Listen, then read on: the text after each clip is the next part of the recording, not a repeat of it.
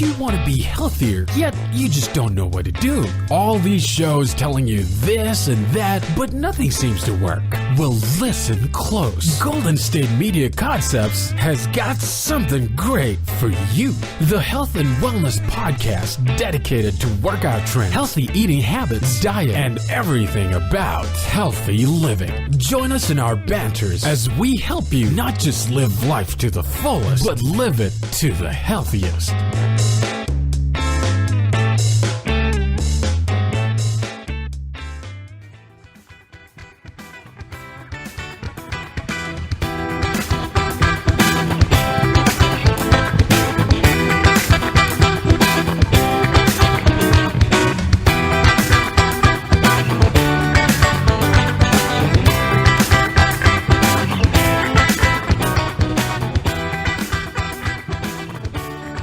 Hello and welcome to the GSMC Health and Wellness Podcast, brought to you by the GSMC Podcast Network. I am your host, Heidi, and today I am talking about strange ways to stay healthy. I really wanted to do this. I guess the way that I came to this topic is because I wanted to look at some of the ways that people use to live to stay healthy, kind of like, you ever seen those pictures of like back in the day, people standing on these little weird exercise machines and stuff? Like they would just vibrate and you're supposed to stand on them or something, and that would, I don't know, shake the fat off you or something. Or people who do these wraps around their bodies that are supposed to be warming, and somehow, I don't know, I feel like all these are melting the fat off you, laser weight loss or something like that. You get little tiny lasers and you're supposed to lose weight. I don't know. I wanted to look into that, but I looked up strange old ways to stay healthy, which then just brought me to older senior citizen people staying healthy, and I was like, that's not what I meant. But then I found an article that was just strange ways to stay healthy. And then, of course, I got sucked into reading them. And then I was like, oh, it's a slideshow. I could just click to the next one and see. And which, of course, I got caught up in reading again. So due to that rabbit hole, we are talking about strange ways to stay healthy, which I do think is pretty interesting. I'll have to save the strange, old-timey exercise machines for later. I guess my brain just wasn't working when I typed into Google, because now I know exactly how I'm going to type that in. Old, exercise machines. I'll be more specific. We'll see. I can find it somehow. Maybe I don't know, maybe I saved it somewhere bookmarked a while ago. But I am excited to talk about the strange ways to stay healthy. A few of them I was aware of, and many of them I wasn't. Well, I don't know. Maybe it's 50-50. I'm not sure. Some of them were ones that seemed counterintuitive, so I am excited to share those. I think they're pretty interesting, and I hope that some of them can be helpful. Some of them can be kind of easy tips to do, and they're not necessarily difficult. They're just a little, you wouldn't maybe guess them, but I think they can be helpful. And so, yeah, I hope you find them interesting and informative. The first one that I think is counterintuitive is to drink coffee to have a better nap. I had heard of this before. It still doesn't really make sense to me, but I'm just going to share it because apparently it works. Apparently, there was a Japanese study that examined how to make the most of a nap. People who took a coffee nap, which is what they dubbed it, this is in air quotes, a coffee nap, consuming about 200 milligrams of caffeine, which is the amount of 2 cups of coffee, and then immediately took a 20-minute nap, felt more alert and performed better on computer tests than those who only took a nap. I would not think that I should drink coffee to feel rested. That's not at all what I would think. But I know that some people some people want a nightcap before they go to bed, just have a bit of wine or something. It kind of sounds like it could almost be that, to take a nap, people need to drink coffee. I think that's interesting. Also though, 2 cups of coffee, I don't want to drink 2 cups of coffee. I'm immediately going to have to go to the bathroom and I don't know. But that's what they did. So that's 200 milligrams of caffeine. So 2 cups of coffee, and then taking a 20-minute nap is what they're calling a coffee nap. And that can make you more rested. They do say that this can work because a 20-minute nap ends just as the caffeine kicks in and clears your brain of a molecule called endorphin.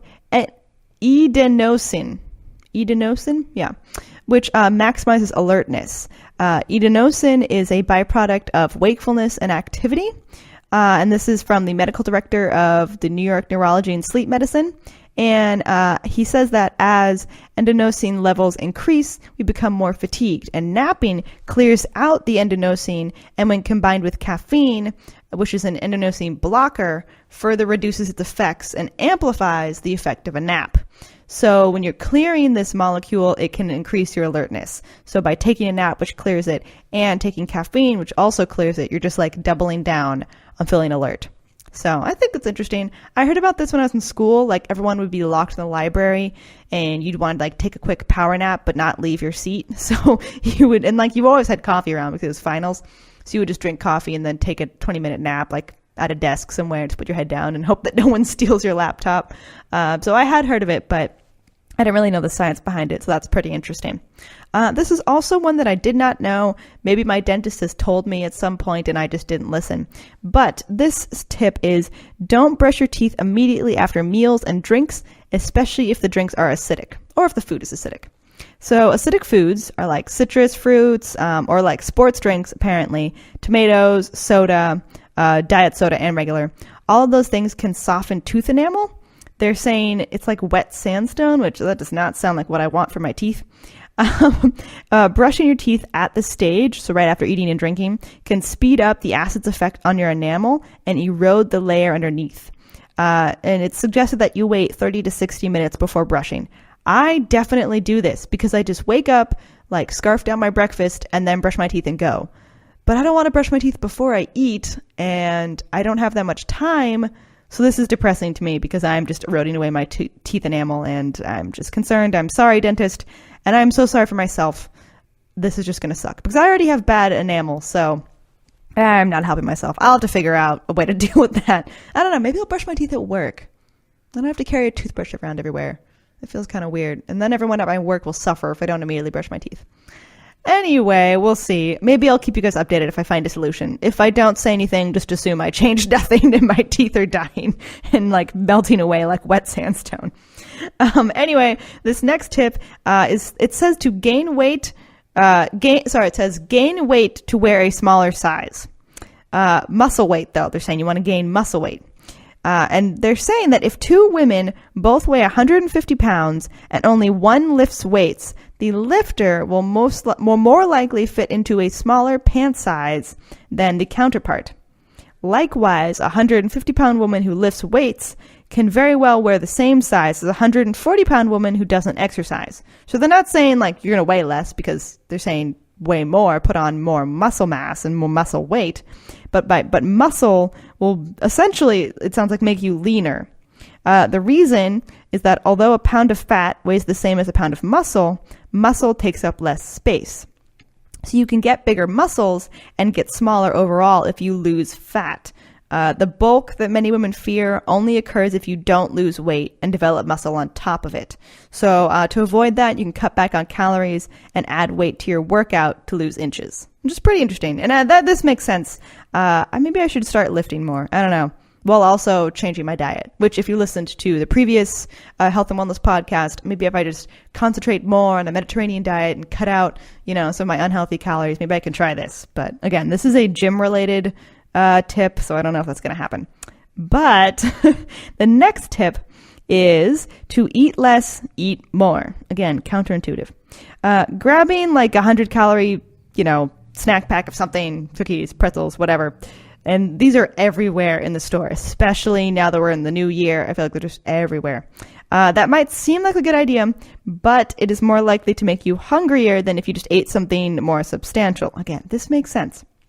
So eating small amounts of carbohydrates does nothing but spike your blood sugar and leave you wanting more carbs. So like just eating a little bit of pretzels where you're like, I'm kind of hungry. I'm not going to eat a bunch of food. I'm just going to eat a little bit of food. That can actually spike your blood sugar and make you want more food. That's like why people serve you appetizers. The phrase is like it whets your appetite. Like it just makes you more hungry. That's kind of what they're arguing here. So instead of maybe just choosing those like handful of pretzels, choose a protein such as peanut butter or string cheese with an apple, because these are higher in calories per serving, but the protein and fat helps you get full faster and stay full longer, so you end up eating fewer calories overall. Kind of like, as opposed to just eating like Lucky Charms, you could eat oatmeal, which, makes you feel fuller longer, so then you don't eat the Lucky Charms later, or you don't eat it like a snack sooner. So again, this makes sense. These are all good tips. Next tip, skip energy drinks when you are tired. Man, these are all counterintuitive. Okay, so if you skip energy drinks when you're tired, you may feel, like, oh, this would be a good idea. Just reach for a Red Bull, which again, Red Bull is gross. I haven't said this before. I will say it again though. Red Bull is gross. I don't think it tastes good. It's my least favorite of all the energy drink tastes. Granted, I haven't had Rockstar since like middle school, so I don't know. But yeah, it's gross. So you shouldn't drink them anyway. But energy drinks contain up to 5 times more caffeine than coffee, and the boost they provide is fleeting and comes with unpleasant side effects like nervousness, irritability, and a rapid heartbeat. Energy drinks often contain high levels of taurine, which is a central nervous system stimulant, and upwards of 50 grams of sugar per can. 50 grams of sugar per can is 13 teaspoons. So that's a lot of sugar. I know a teaspoon doesn't sound like a lot, but 13 teaspoons is a lot. So I know I've looked into a little bit of like previous studies with like taurine. They don't really know why it makes you more awake. But it's a central nervous system stimulant. They don't know exactly how it works. But again, these drinks can make you nervous, really jittery, and they have so much sugar in them. Also, the sweet stuff that spikes your blood sugar temporarily will really just lead to a crash soon after, leaving you sluggish and foggy-headed and probably reaching for another energy drink, which you should not do. If you're just like pounding down 4 like monsters, please stop doing that for your own health. It's just making you jittery and definitely increasing your sugar, and it'll just lead to a quicker crash. So please beware. Also, another one that I found interesting is to drink water when you're bloated. So I feel like drinking water is important, especially if you just had a bunch of energy drinks and you're trying to flush all that sugar out of your body. But I haven't thought about it when you're bloated, because when you're bloated and then just adding more things into your body, like food or water, just sounds like a terrible idea. But when you feel bloated, drinking water, of course, sounds bad. But if you're on a high fiber diet, for instance, then your body needs more water to work more efficiently. So water can mix with water-soluble fiber and make it into a gel-like substance, and this affects the motility of the gut, and it can reduce the symptom of bloating. Drinking water can also relieve bloating caused by dehydration. So I didn't know this. When you're dehydrated, your body clings to water that you do have, and then that can cause you to puff up. Did not know that. So drinking water, of course, will decrease, like if you're dehydrated, you want to drink water, but that can also be related to bloating, so that can help decrease bloating. And then the water mixed with soluble fiber in your body can help reduce the symptom of bloating. So I didn't know that, but that's pretty interesting. So we're going to take a quick break, and then I'll be right back and keep talking about some more strange health facts. Still on the search of that one true love? On the limbo in this crazy world of dating, marriage, relationships? Well, listen to the Golden State Media Concepts Relationship Podcast, your one-stop podcast for everything about relationships.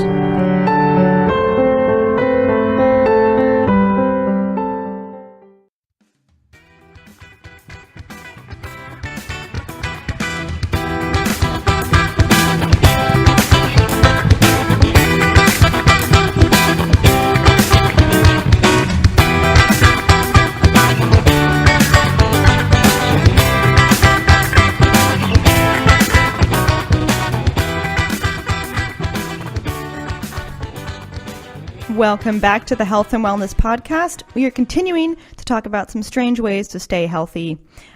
This next one, I feel like everyone should know this. I feel like this is already well known in society. Diet soda does not help you lose weight. Basically saying diet soda is like an oxymoron. Like, it doesn't help you diet. It doesn't help you lose weight. So really, they're just lying. But if you want to lose weight, you should ditch all soda, including diet soda. Research has revealed that overweight and obese adults who drank diet beverages ate more calories from food than those who drank regular soda. And at the University of Texas, a study found that diet soda drinkers had a 70% greater increase in waist circumference than non-drinkers over the course of about 10 years. In addition, many people think that low fat, low sugar, or light means fewer calories, but that's not always true, because typically when manufacturers cut something out, the end result tastes just as good, they've added additional sugar. So maybe you're thinking, oh yeah, diet soda, great, diet, low sugar, low calories, low fat, whatever. It tastes just as good as Coke, or I love the taste of diet more than regular. It's usually because they've just taken out the regular sugar and put something else in it, or they've taken out the other ingredients and put in like sugar to make it taste good, or to make it taste as good, if not better, than the regular kind. And again, you should really just ditch soda anyway if you're trying to lose weight, but you should also ditch diet. The diet is not really helping you. Because a lot of times, even if you're like consuming these diet foods, you're thinking that you think that you can put in other calories into your body because you've been drinking diet. And that's unfortunately not true. Also, you can be increasing your sugar intake. So please be aware of that. Or other things that are not natural sugars, they can be using that instead. Manufacturers can, and that's not necessarily better for you. They're just more processed sugars. So, other tip, drink a hot beverage to cool off. I had heard about this before, but I didn't really like their reason why, and it did make me feel convinced. If you want to cool off faster, if you want to think about like, oh, should I choose an ice drink or a hot one? Some studies have found that you want to drink the hot beverage. Other cultures do this too. They'll drink hot like tea in hot weather, which is apparently a norm in like India. Because when you sip a hot beverage, your body senses the change in temperature and increases your sweat production. Then, as sweat evaporates from your skin, you cool off naturally. So basically, I was like, so I just become sweatier. That doesn't really make me feel better about this. I don't really feel like I want to drink the hot beverage because I don't want to just become sweatier. Anyway, that's what I thought about that. So, I'm not sure I'm going to do that. We'll see. I still like hot beverages. Like I can still drink hot tea and, eat hot soup in hot weather. I still enjoy it, preferably in air conditioning, but it happens. So I don't know. I'm not sure if I'm going to do it to cool off though. This one is interesting. This is difficult to do, but I think very true. Exercise when you're tired. Like often after an exhausting day, the last thing you want to do is work out. I definitely feel that. I don't want to work out. I just want to sit on the couch. But working out can help you feel more energized. Fatigue, along with mood and depression, can be improved after a single 30-minute moderate intensity exercise session. This is according to a study published in the Medicine and Science in Sports and Exercise. Everything we do uses oxygen, so when you exercise, it helps you work more efficiently, and then you don't tire as easily. Also, you function better mentally, which I have definitely found. Sometimes working out can help clear your head, make you think better. It's like people will go for runs just to clear their mind. It's because it does make you often function better mentally. And so I guess this makes sense. Everything you do uses oxygen, and when you exercise, it helps you work more efficiently with the oxygen in your body. So I don't know. That makes sense. I'm not sure I'm going to do it, but it's a good tip. This one is interesting. Use handwritten notes to boost your brain power. So basically, if you're going to do typed notes or handwritten notes, they're suggesting you do handwritten. Handwritten, so if you're like typing notes, that might help you like jot down more, but you're not more likely to remember them. To learn something, you have to process it. And so when you take handwritten notes, you process or learn more information. Like if you're in a lecture situation, in a lecture, handwritten notes can help you begin to process the lecture sooner. Also, you have to look at the page when you're writing, so you're naturally going to review the material and reinforce the information that you've already processed. I didn't think about it that way. I usually prefer handwritten because I do think it helps me remember more. But I didn't think about the fact that you're reviewing what you wrote more when you're handwriting than when you're typing. That is pretty interesting. That's true, though. If I think about it, that's usually what happens when I'm handwriting. Also, to improve your relationships, spend less time together. I don't know. I think this is contentious. I'm not sure everyone's going to agree with this. But they're not necessarily saying just your romantic relationship. They're saying like all relationships in general. And this is what they have to say about it. Jumping from one social event to another without any time to come up for air could sacrifice your relationships. I think so. I could see that. If you spend time alone, you can process your thoughts rather than act impulsively. And as a result, you get to know yourself better. Alone time enables you to be more in touch with yourself. And then you can better give and receive. In addition, you can reduce stress and anxiety by being alone. Oh my gosh. I'm just going to say anxiety can contribute to relationship strains. So if you want to like spend some time alone to clear your head, reduce your stress and anxiety, I got it that time. You can go like meditate, go for a walk, sit in a cafe and people watch, or, even like clean your house or any activity that's alone, in some form of, in solitude, can help you clear your mind and can in turn improve your relationships with others. So even though that sounds counterintuitive, I could see that helping. I think that does help sometimes. Also, this is one that I definitely support. Ditch antibiotic soap. So again, there were lots of different, places that I got some of these tips from. I really like this one.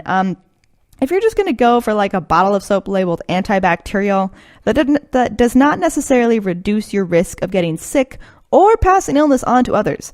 There's actually no evidence that antibacterial soap is more effective than regular ones. Also, long-term exposure to some ingredients in these products, apparently one of the ingredients is triclosan, may pose health risks like bacterial resistance or hormone effects, according to a 2013 FDA statement. I could definitely see this can increase the risk of bacterial resistance, because if you're just killing all the bacteria on your hand, some of it's going to live, because again, it only kills 99% of bacteria. So some of that's going to live, and then that bacteria that lives will reproduce, and it'll just produce stronger bacteria because it survived the wave of soap. So it's going to produce more it's going to produce more resistant bacteria. But I didn't really know this. It can contribute to hormonal effects. I always kind of believed this, but I didn't really have science to back it up. So I'm definitely going to use this when I think about buying products. And more research on the effects of triclosan is needed. But in the meantime, the FDA is working towards requiring manufacturers to prove their products are safe for long-term use. Also, the state of Minnesota has banned triclosan-containing products altogether, which goes into full effect in 2017. So good for you, Minnesota. I feel like more research should be done into this, especially hormonal effects. That could be really bad. So I do think they should look into this more. But yeah, again, good for Minnesota. I think that's pretty interesting. Another fact that I think is really interesting, or another tip, I guess you could say, is to play some music. Because not necessarily like play an instrument, but like listen to music. Because many of us like listening to music, but research does show that listening to music doesn't just make you feel good or feel happy. It also can have a beneficial effect on the brain, like maintaining memory and brain function even as we age, and it can relax us. And it also can lessen feelings of anxiety, which I totally agree with. I think that's great. Like sometimes people just want to calm down and they can just listen to music and it relaxes them. And I think that's great. Also, if you've seen the new Spider-Man movie, Spider-Man Into the Spider-Verse, there's a scene when young Miles, who's the new Spider-Man, is trying to, he's sticking to everything. And he's trying to release from a ceiling or something. And Peter Parker, the older Spider-Man, is trying to coach him how to do it. And he tells him he just has to relax, go to a happy place. And to make himself relax, he sings to himself his favorite song or whatever song is stuck in his head. And that's what helps him relax and release. And his Spidey powers help him release from the wall. So, I mean, if you're going to listen to anyone, listen to Miles Morales. So I think this is a great tip and definitely proven, at least anecdotally in my life or in the lives of many people I know. So highly suggest. Music can really relax you and help reduce anxiety. We're going to take a quick break, and then we'll be right back and continue talking about some strange ways to stay healthy. Tired of searching the vast jungle of podcasts? Now listen close and hear this out. There's a podcast network that covers just about everything that you've been searching. Hey! The Golden State Media Concepts Podcast Network is here. Nothing less than a podcast bliss with endless hours of podcast coverage. From news, sports, music, fashion, cooking, entertainment, fantasy, football, and so much more. So stop lurking around and go straight out to the Golden State Media Concepts Podcast Network. Guaranteed to fill that podcast itch. Whatever it may be. Visit us at www.gsmcpodcast.com. Follow us on Facebook and Twitter, and download us on iTunes, SoundCloud, and Google Play.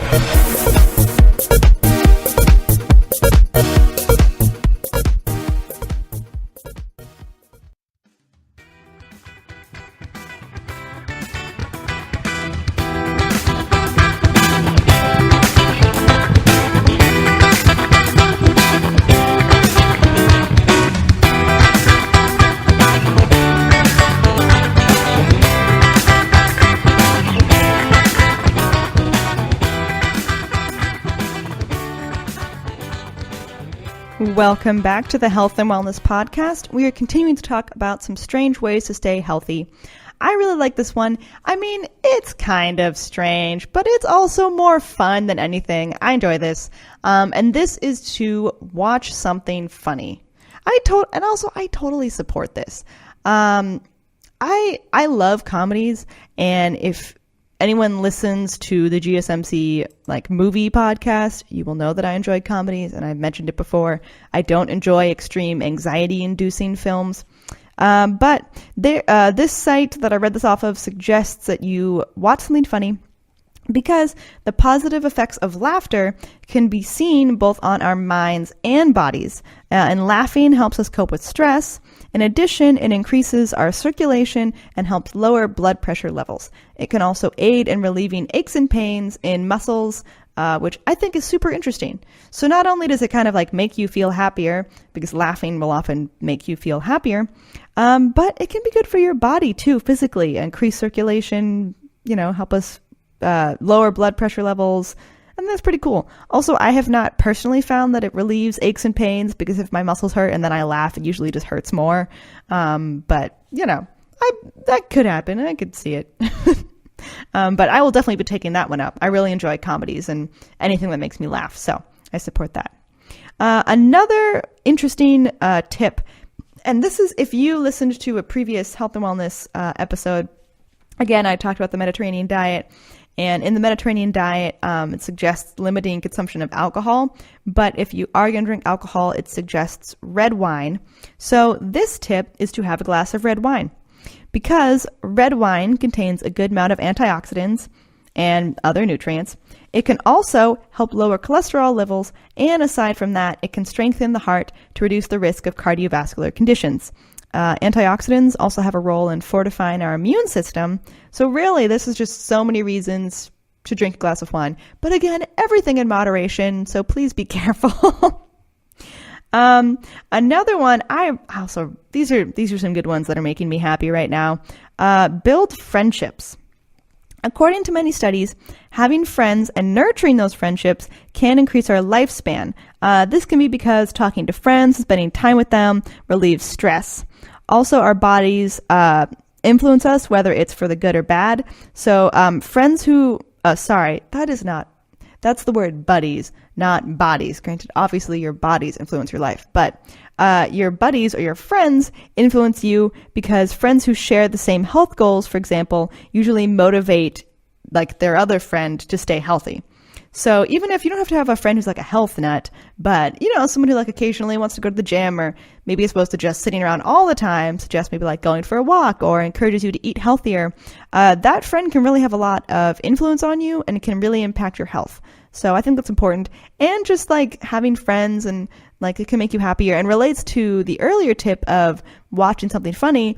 Like if your friend makes you laugh all the time because you think they're funny, then that can help your body mentally and physically and spiritually. So yeah, I think that's a great tip. I like this one. Also, this is one that I think is interesting. Don't just brush your teeth, floss your teeth too. Including flossing in your daily oral health routine removes stubborn bacteria that comes from food particles caught in between your teeth. When these bacteria flourish in the mouth, they can cause tooth decay and gum disease and contribute to other diseases like diabetes, kidney problems, and pneumonia. That's bad. I don't like flossing that much. I do get the little flossers. I think I should probably start buying the flossers for kids that are like shaped like dinosaurs because it's more fun and might encourage me to floss more. But brushing will not necessarily remove all of the bacteria and little bits of food in your teeth. And flossing can get better in between your teeth, which can help you in the long run, because apparently this can lead to like way more things than I thought, like other diseases like diabetes and kidney problems. I feel like every time you go into the dentist, you see the little like pamphlets that are like ominous and are like, do you have gum disease? And they're always like, oh, I really hope I don't because that looks really bad.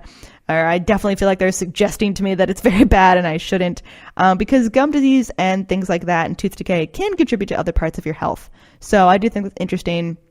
I'm not going to pretend to be a dentist and tell you that I completely understand why, but I'm just going to, take my dentist office's word for it and some of the other things that I read online about it. So I think that's good to keep in mind. Make sure you floss. Don't just go to your dentist and lie to them about how many times you floss. Which I do. I hope my dentist doesn't listen to this. I'm sorry, Dr. Samra, but I should floss more. So I'm trying to encourage myself to do this, and not just when I feel like food stuck in my teeth, just, for the heck of it sometimes, just for my health, for the sake of my health. I will try and do it more. And that brings us to the end of the podcast. Thank you all so much for listening, and I hope you tune in to the next Health and Wellness podcast episode. You've been listening to the Golden State Media Concepts Health and Wellness Podcast, part of the Golden State Media Concepts Podcast Network. You can find this show and others like it at www.gsmcpodcast.com. Download our podcast on iTunes, Stitcher, SoundCloud, and Google Play. Just type in GSMC to find all the shows from the Golden State Media Concepts Podcast Network. From movies to music, from sports to entertainment, and even weird news. You can also follow us on Twitter and on Facebook. Thank you, and we hope you have enjoyed today's program.